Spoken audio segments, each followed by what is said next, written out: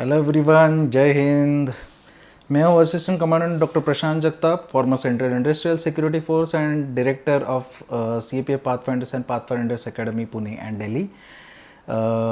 मैं आप सबका स्वागत करता हूँ जो 27 सितंबर को CAPF पाथफाइंडर्स में जो हम लोग की जो टेस्ट सीरीज़ ऑलरेडी चल रही है CAPF असिस्टेंट कमांडेंट 2020 एग्जामिनेशन के लिए, उसमें जो 27 सितंबर को हमारा जो सेक्शन वाइज टेस्ट हुआ था पेपर 2 का, इसका डिस्कशन अभी हम लोग करेंगे। I welcome all of you to CAPF pathfinders. हमारे चैनल आपको अच्छा लगा तो सब्सक्राइब कर लीजिएगा।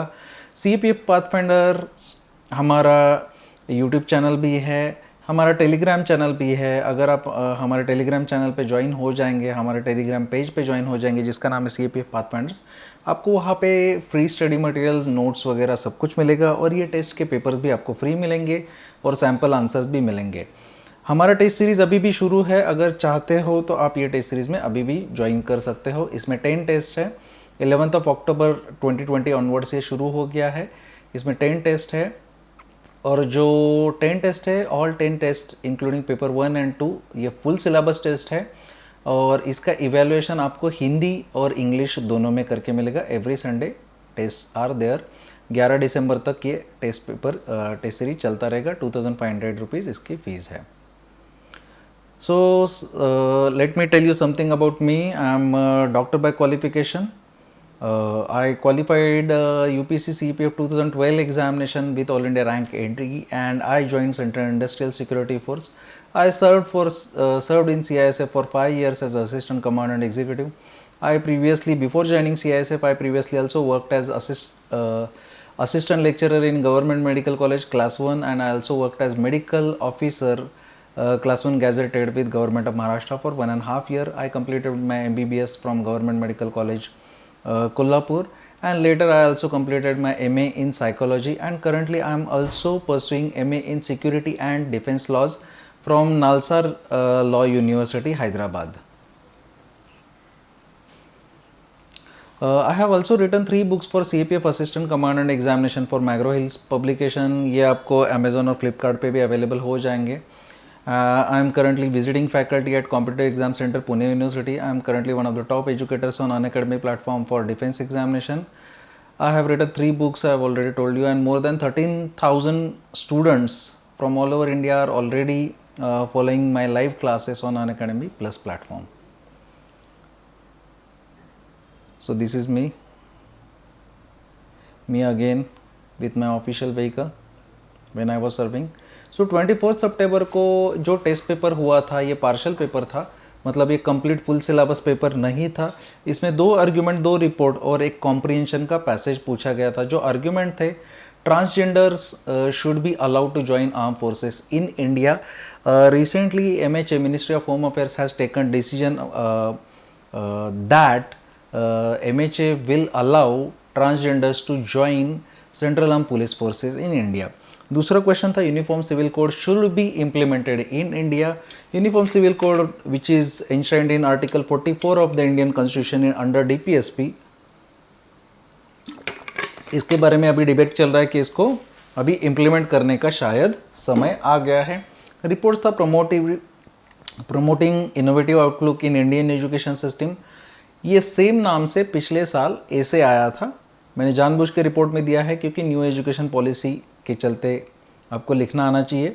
And second, fundamental duties in Indian constitution, जो आर्टिकल 51A में जो है, एंड पैसेज मैं आपको बताऊंगा। So let us start discussing.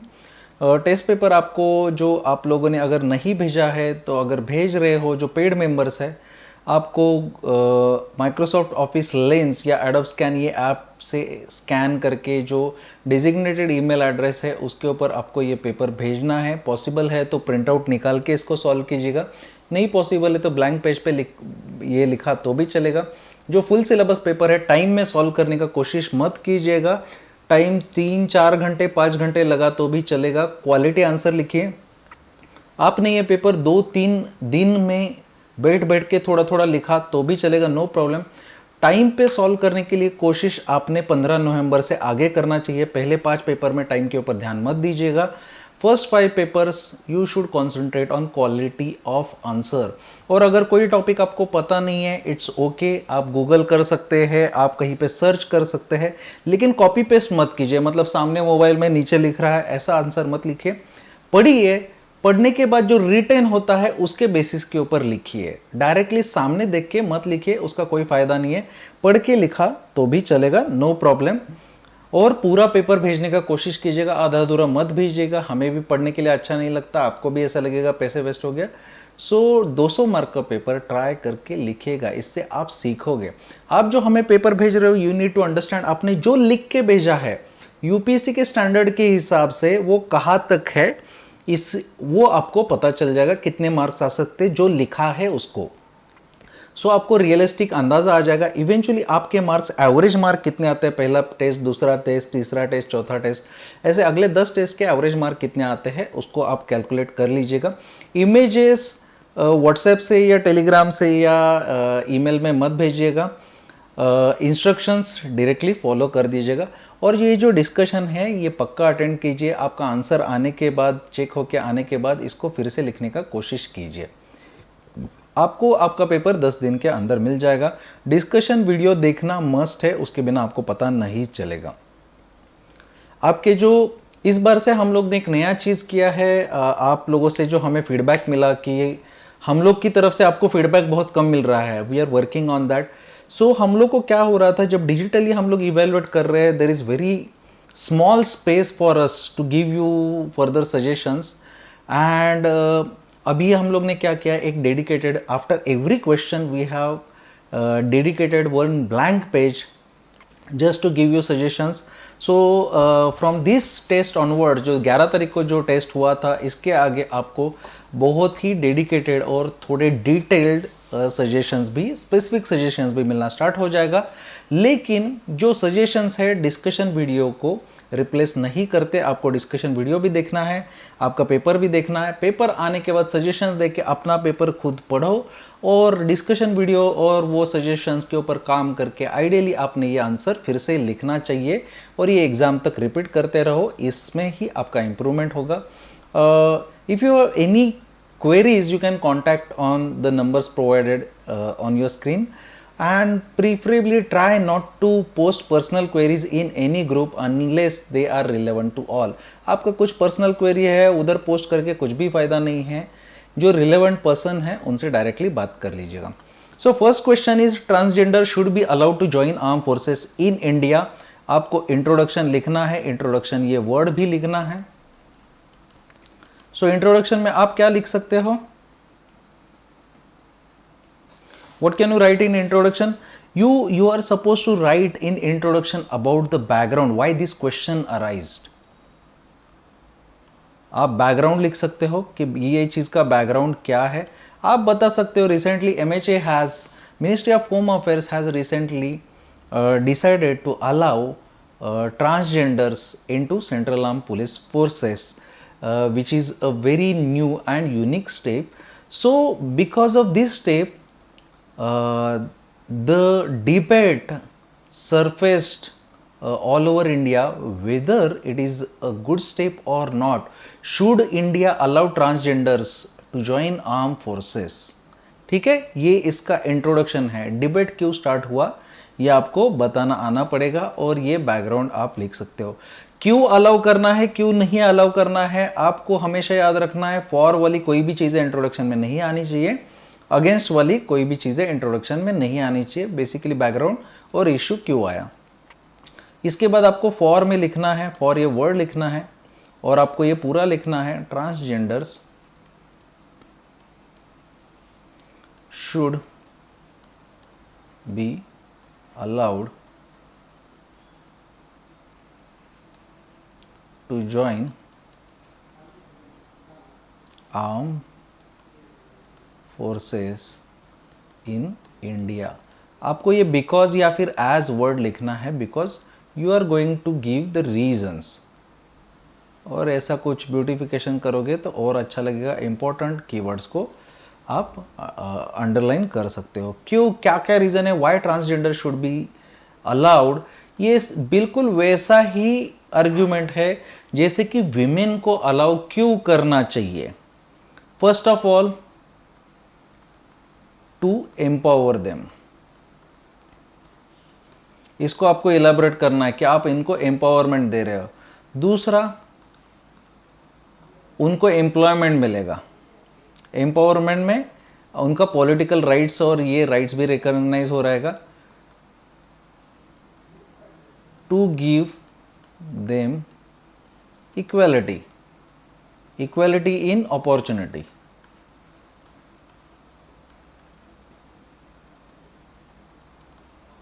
इसको इलेबोरेट करना है।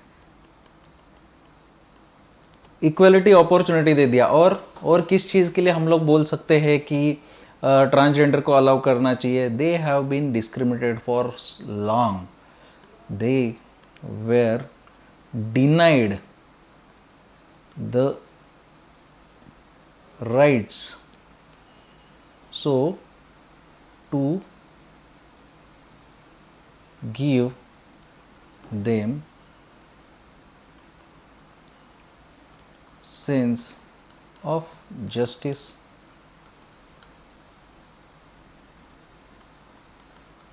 developed countries allow them। अगर डेवलप कंट्रीज अलाउ कर सकते हैं तो हम लोग भी कर सकते हैं।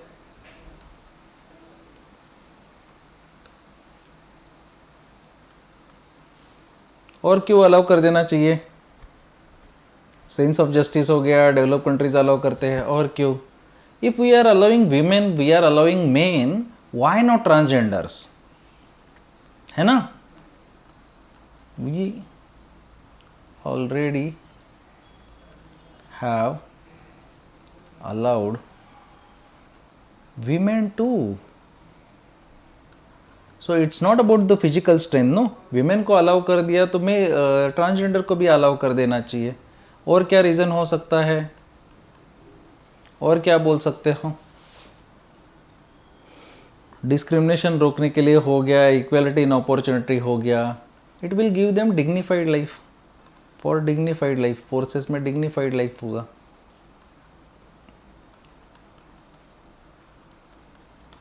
और क्या होगा? क्या ट्रांसजेंडर को वॉर में लेने का कोई कल्चर है क्या? यस, इंडियन कल्चर में ट्रांसजेंडर वॉर में ऑलरेडी थे। महाभारत देखो, रामायण देखो।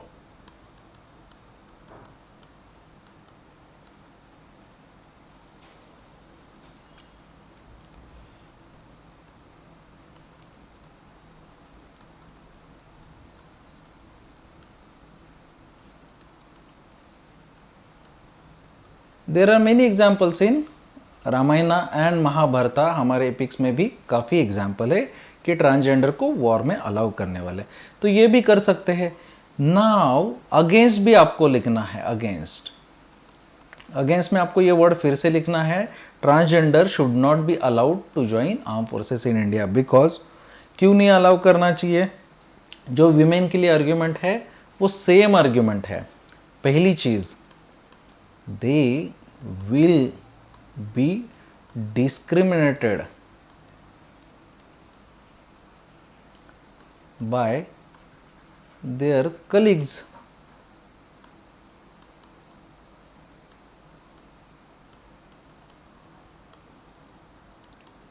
डिस्क्रिमिनेट भी किया जा सकता है। दे माइट बी बुलिड, बुली भी किया जा सकता है।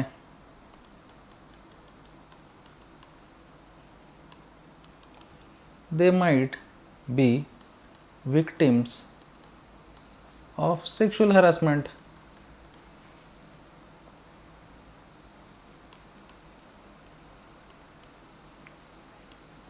और क्या हो सकता है?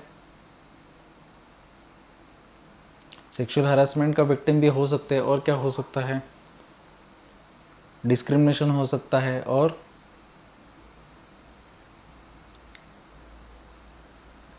This their entry might lead to problems of chain of command. कुछ लोग होंगे जो इसको फॉलो नहीं कर सकते, ऐसा भी हो सकता है।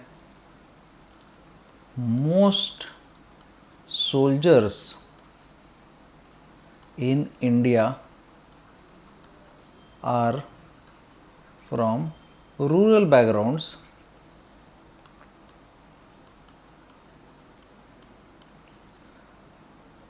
which is predominantly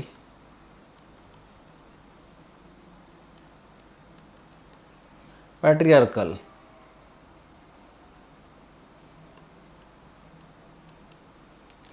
तो ये पैट्रियार्कल बैकग्राउंड है, hence they don't accept or they might not accept transgenders into soldiering role।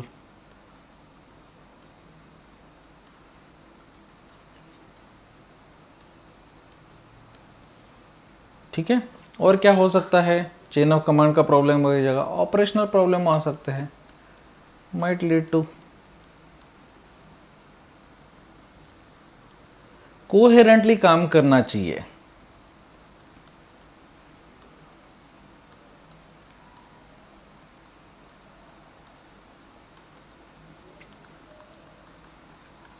Unity of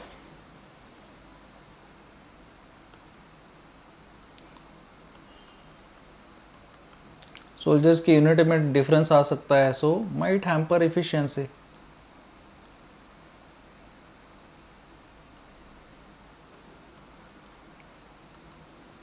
operational efficiency hamper हो सकता है, ठीक है ना, ऑपरेशनल एफिशिएंसी हैम्पर हो सकता है। Conclusion, how can you conclude? How can you conclude? देना चाहिए कि नहीं देना चाहिए? Yes. So allowing transgender, even though is a good step in right direction to provide the recognition and dignity of life and empower them, but this should be done in consultation with all the stakeholders, including transgenders, including civil society, and including all the commanders of the armed forces, so that the operational efficiency and chain of command of the armed forces does not hamper, and if it is to be done, it is to be done slowly and gradually। ठीक है, slowly और gradually करना चाहिए, सभी stake holders के साथ में लेना चाहिए, स्लोली एंड ग्रेजुअली। ठीक है, ये दोनों चीजें करके कर सकते हैं।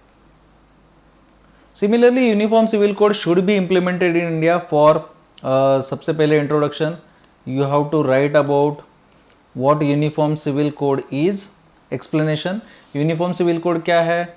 एक सिंगल कोड है, सिंगल लॉ है, सिविल लॉ है, which is applicable to all, irrespective of their religion, irrespective of their caste, irrespective of their gender, irrespective of their ethnicity, अलग अलग चीज़ों से नहीं होते। तो यूनिफॉर्म सिविल कोड कैसे इम्प्लीमेंट किया जा सकता है, हाउ शुड बी इम्प्लीमेंटेड और why it should be implemented. So uniform civil code का बैकग्राउंड आर्टिकल 44, आप इसमें एग्जाम्पल दे सकते हो। आप ऐसा भी बोल सकते हो कि गोवा में है, ऑलरेडी अप्लाइड।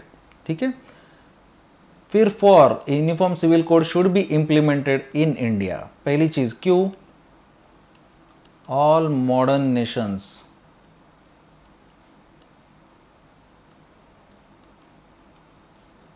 हैव इट, सभी मॉडर्न नेशंस में है। It is already enshrined in the constitution।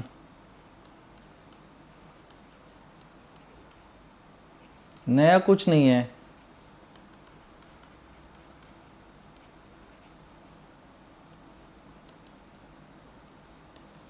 Already था। Our freedom fighters wanted it।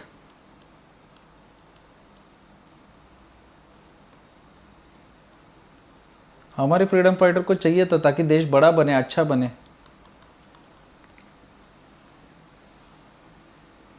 और क्यों करना चाहिए? इससे क्या हो जाएगा? इसको अप्लाई करने से क्या हो जाएगा? The politicisation of this matter और vote bank politics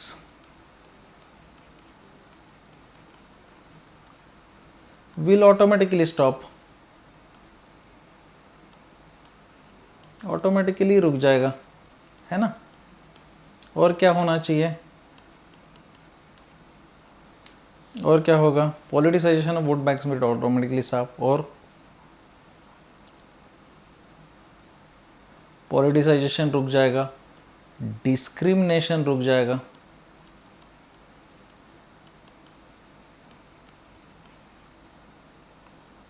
loop holes in personal law वो रुक जाएगा,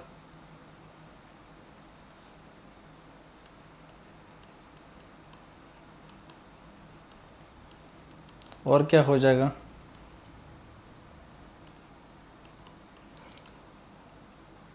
most personal laws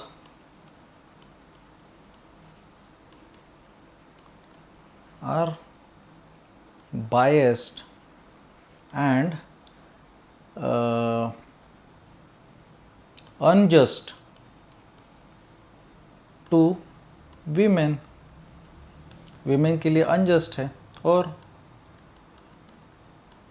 India will be more unified country, gender justice दे पाएंगे। अगेंस्ट नहीं होना चाहिए। क्यों नहीं होना चाहिए? Uniform civil code should not be employed. India is country of diverse cultures. So cultures को रिस्पेक्ट करने के लिए few sections of nation are against it, वो नहीं चाहते।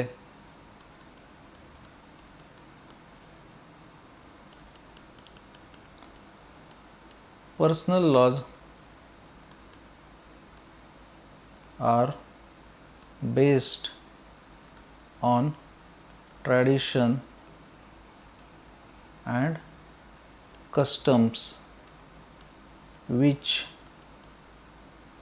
are different from society to society। जैसे कि इस्लामिक सोसाइटी है, ट्रेडिशन कस्टम्स अलग है तो उसको रिस्पेक्ट करना चाहिए। वो हिंदुओं को नहीं समझेंगे, उसको रिस्पेक्ट करना चाहिए। India being a secular democracy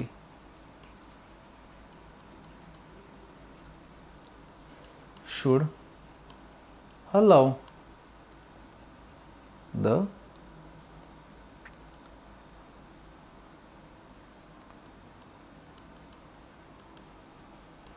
based religion based practices।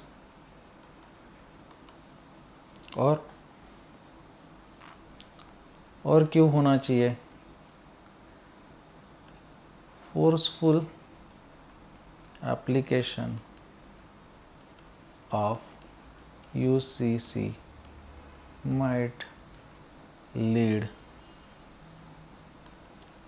to law and order problems and communal tensions। Communal tensions पैदा हो सकते हैं। और even our previous leaders didn't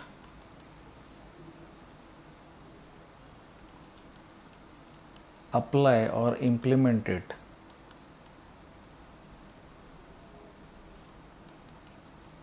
due to their experience with the society। इसीलिए हम लोग को भी नहीं करना चाहिए। ठीक है। कंक्लूजन, क्या करना चाहिए कंक्लूजन में, करना चाहिए कि नहीं करना चाहिए? Yes, it should be implemented,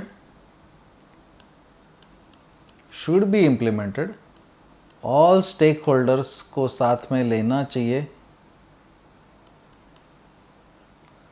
from all the sections of the society, all stakeholders में सभी रिलीजन्स कस्टम्स जो भी है सबके इसमें एकेडमिशियंस को साथ में लेना चाहिए, रिलीजियस लीडर्स को लेना चाहिए,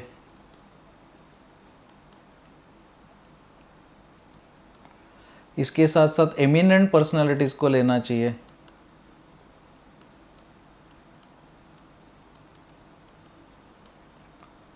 करिकुलम में लेके आना चाहिए, स्कूल करिकुलम में, कि ये क्यों ज़रूरी है। यूनिफॉर्म सिविल कोड को प्रमोट करना चाहिए और अवेयरनेस क्रिएट करना चाहिए। ब्लाइंडली और फोर्सफुली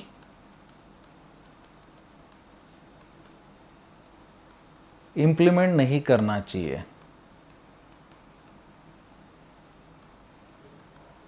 ब्लाइंडली और फोर्सफुली इम्प्लीमेंट नहीं करना चाहिए। स्लोली कुछ प्रोविजंस को अभी अप्लाई करो एंड प्रोग्रेसिवली अप्लाई करो। जो सबको मान्य हो उनको पहले करो और बाकी बाद में इम्प्लीमेंट किया जा सकता है। ठीक है। रिपोर्ट्स का फॉर्मेट आपको पता है, आपको सैंपल रिपोर्ट लिखना है। Promotive innovative outlook in Indian education, आपका XYZ, न्यू दिल्ली, ये तो रहेगा ही हमेशा स्टैंडर्ड। जो भी डेट है आपका 27/10/20।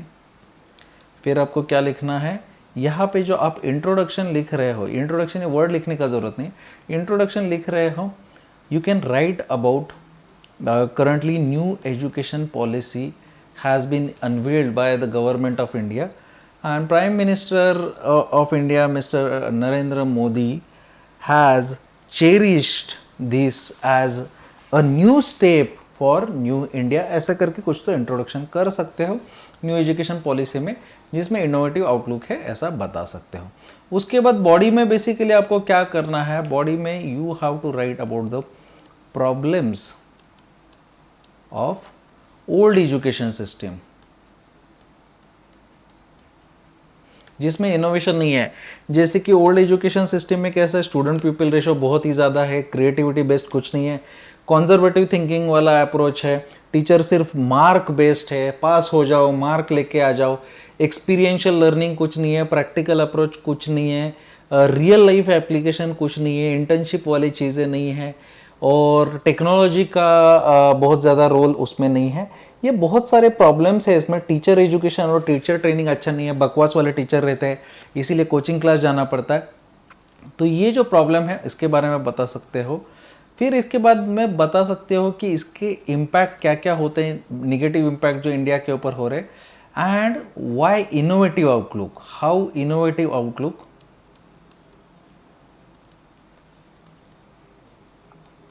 Can change India.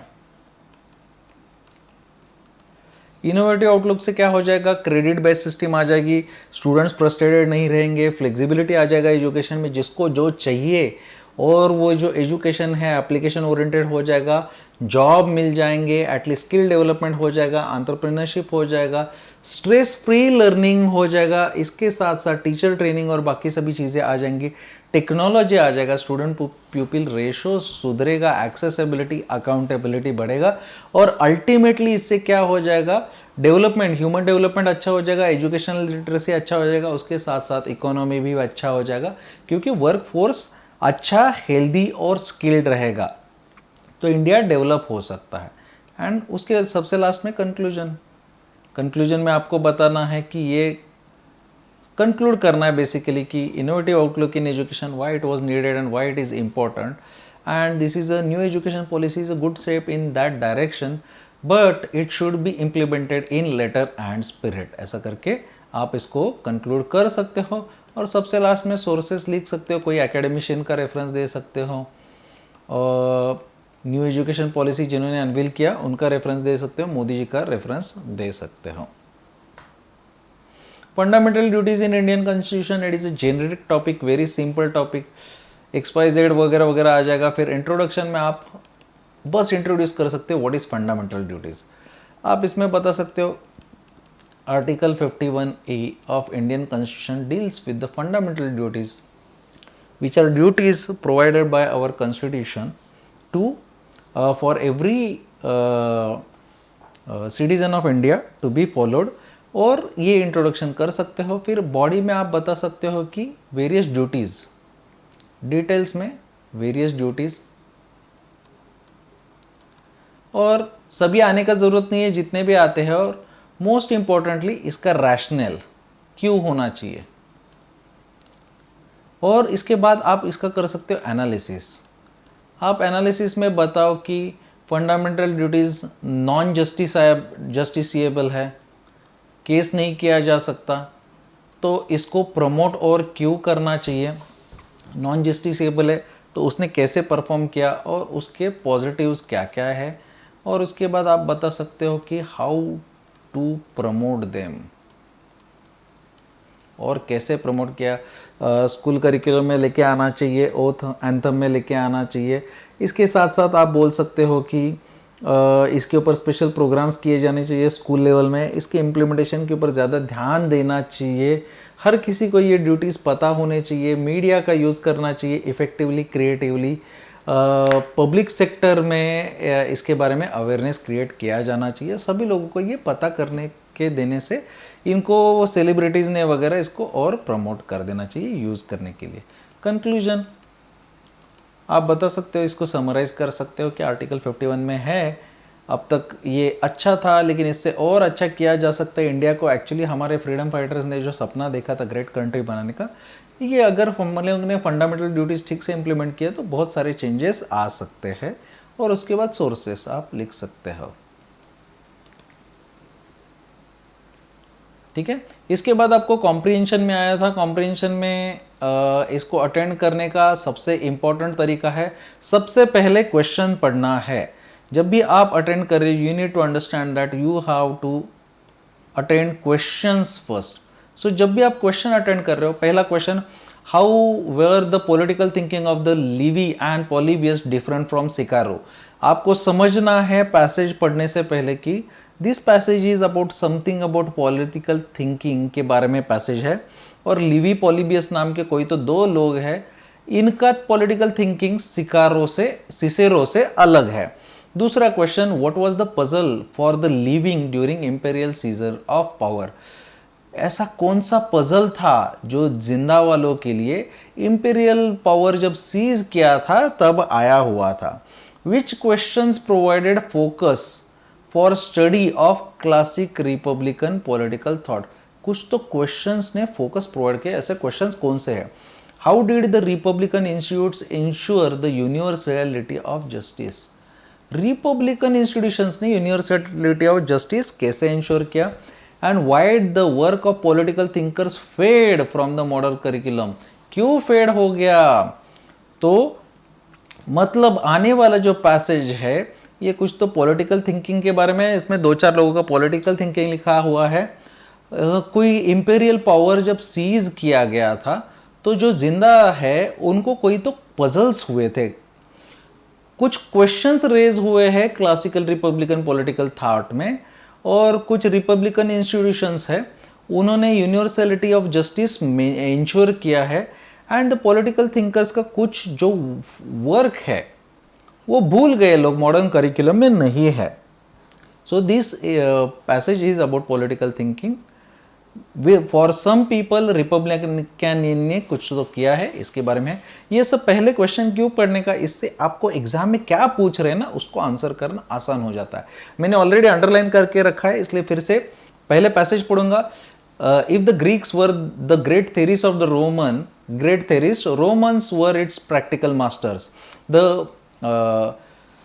The rise and the decline of the Roman Republic.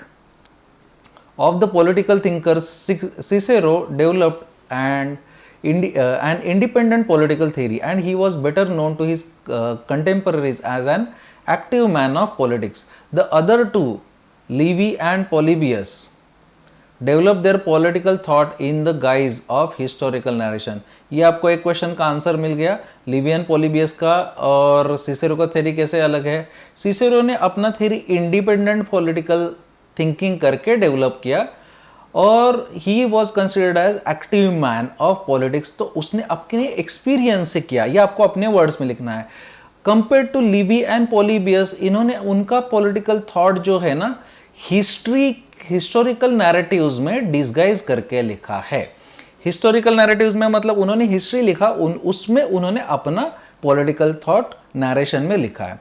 These works which arouse the enthusiasm of the generation of the young readers when they were rediscovered during the Renaissance have faded from modern curriculum. They have not done so because of the advance of the in scientific history, but because they are works of political thought which moderns have forgotten. अभी ये लोग भूल क्यों गए, syllabus में क्यों नहीं है? इसलिए नहीं भूले क्योंकि ये साइंटिफिक हिस्ट्री एडवांस हो गई इसलिए, बट लेकिन इसलिए भूल गए because they are the works of political thought. और ये पॉलिटिकल थॉट को ही मॉडर्न लोग भूल गए हैं, इसलिए सिलेबस से निकाल दिया गया. ये आपको और एक क्वेश्चन का आंसर मिल गया. In the half century after the Romans eliminated their last king, they began to create the republican institutions that would grow to encompass the world. The imperatives of the unity, plurality, equality and liberty, universality, and particularly that had polarized Athenian political theory were integrated into practical structure in which particular interests were guaranteed by rule of law, which in turn ensure the universality of the justice. Universality of justice कैसे ensure किया है रिपब्लिकनियन ने? उन्होंने unity, plurality, liberty, universality जो Athenian political theory में polarise किया था, उन्होंने प्रैक्टिकल स्ट्रक्चर्स में गारंटी किया by the rule of law integrate किया, इसलिए उन्होंने इंश्योर किया. Each of the players were strengthen bye there competition and the law ensured that rules of the game were respected. The result was a republican democracy that combined equality before the law with the freedom of individual initiative. Many of the institutions invaded by the Romans will be familiar to the readers today, who will also be aware of this republic's fate when its expansion brought about the seemingly ineluctable civil war that concluded only when the last general standing Octavian renamed himself Augustus and instituted imperial rule in 27th before current era. This world dominating empire was able to maintain the Pax Romana during the 4 centuries that followed. In so doing, however, it shifted political life. The puzzle for those living during the imperial seizure of power was, ये question है कि क्या puzzle था उनको, was to understand how it could have taken place and what might make it legitimate or convincingly illegitimate. वो puzzle क्या था कि understanding how this took place and what might make it legitimate. This was the question. ये question आया था. To solve this puzzle, many thinkers turned back to Roman history. लोगों ने history पढ़ा to analyze the origin of what can be called as republican spirit and reason for its decline. ये decline क्यों हुआ?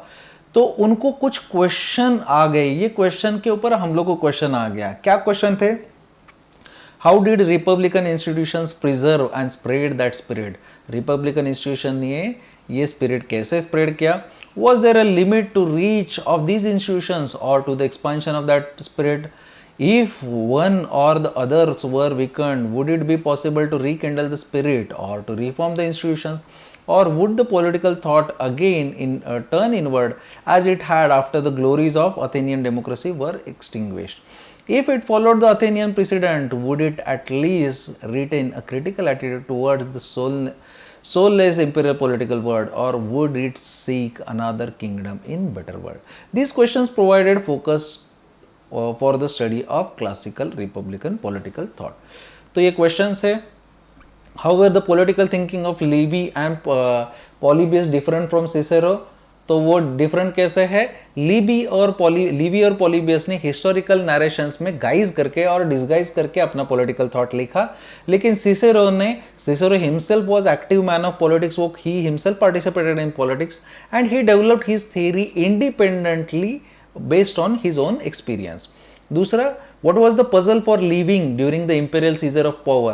The puzzle for the leaving during the imperial seizure of power was to understand how it could have taken place and what might make it legitimate or illegitimate. Which questions provided focus for study of classical republican political thought? कौन से ये किए थे, जो सबसे last वाले जो question है ना, हाउ डिड रिपब्लिकन से लेके जो अंडरलाइन किया है, तो उस क्वेश्चंस आपको यहां पे लिखना है. How did republican institutions ensure the universality of justice, कैसे इंश्योर किया, उन्होंने क्या किया था, उन्होंने imperatives of unity, plurality, equality, liberty, universality जो थे, जो अथेनियन पॉलिटिकल थ्योरी में पोलराइज थे, उसको इंटीग्रेट किया. They integrated these imperatives into practical structure in which particular interests were guaranteed by rule of law. Hence, they ensured the universality of justice. Why did the work of political thinkers fade from modern curriculum? Modern curriculum से इसलिए हो गया क्योंकि moderns have forgotten the political thought itself. Hence, तो जो work of political thinkers था उसमें किसी को इंटरेस्ट ही नहीं बचा, इसीलिए वो work of political thinkers fade from modern curriculum. ठीक है, आपको बाकी सब चीजें पता है, कैसे लिखना है, क्या क्या करना है, अभी मैं इसको फिर से नहीं बताऊंगा. अगला जो 27 के बाद जो 4 तारीख वाला है, ये भी अभी मैं जल्दी 2 दिन में अपलोड कर दूंगा. ये डिस्कशन के बाद आप इसको फिर से लिखने का कोशिश कीजिए. आपका जो पेपर इवेल्युएट आता है इसके ऊपर काम कीजिए. अगर आपको हमारे वीडियोस, हमारे टेस्ट पेपर्स, डिस्कशन मेरा अच्छा लगा तो मेरे चैनल को सब्सक्राइब कीजिए. This is me when I was serving. Unacademy plus के ऊपर मेरे पेड कोर्सेज चल रहे हैं, CAPF, CDS और AFCAT में पेपर 2 के बैचेस भी चल रहे हैं. अगर आपको इंटरेस्ट है, आप उसमें पेपर 2 के लिए नया बैच अभी 2 तारीख से शुरू होने वाला है, 2 नवंबर से, आप उसमें भी ज्वाइन हो सकते हो. एक हॉट टॉपिक वाला बैच भी 2 नवंबर से शुरू हो रहा है जो 45 डेज चलेगा, उसमें भी ज्वाइन हो सकते हो. उसमें आपको इस साल आने वाले सभी जो क्वेश्चंस है वो क्वेश्चन डिस्कस भी किए जाएंगे, आपसे प्रैक्टिस भी करवाया जाएगा, सो दैट आपको 20 दिसंबर को जब एग्जाम के लिए जाएंगे कोई दिक्कत नहीं आएगा. हमारा टेस्ट सीरीज अभी नेक्स्ट लेवल में शुरू हो चुका है. ये जो टेस्ट सीरीज है, पेड वाला जो टेस्ट सीरीज है, इसमें आप अभी कंप्लीट सिलेबस टेस्ट लिख सकते हो. 11 तारीख से शुरू हुआ है, आप अभी भी इसमें ज्वाइन हो सकते हो. इसमें 10 टेस्ट है, 10 test full syllabus for paper 1 and paper 2, और ये दोनों मीडियम में, हिंदी और इंग्लिश में रहेगा. इसका सबसे आखिरी टेस्ट है 11 दिसंबर को हो जाएगा. इसमें हम लोग लगभग 7 से 10 दिनों में आपका पेपर इवेल्युएट करके देते हैं. आपको ज्वाइन करना है तो ये टेस्ट सीरीज का फीस है 2500 rupees. You can pay 2500 rupees for 10 test, means 250 rupees per test. ये अकाउंट डिटेल्स है पाथफाइंडर्स एकेडमी, बैंक का नाम है ICICI bank, account number IFSC code दिया हुआ है, और you can pay to our UPI code. और इसके ये जो वीडियो है इसके डिस्क्रिप्शन में हम लोग ने एक फॉर्म अवेलेबल करके दूंगा टेस्ट का. एक बार पेमेंट होने के बाद आप वो फॉर्म फिल कर दीजिए और जो कॉन्टैक्ट नंबर है उसके ऊपर कॉन्टैक्ट कर दीजिए, आपके पेपर आपको इवेल्युएट करके मिल जाएंगे. If you have any queries, just contact on the contact number available on your screens. Thank you very much. Serve with honor. Jai Hind.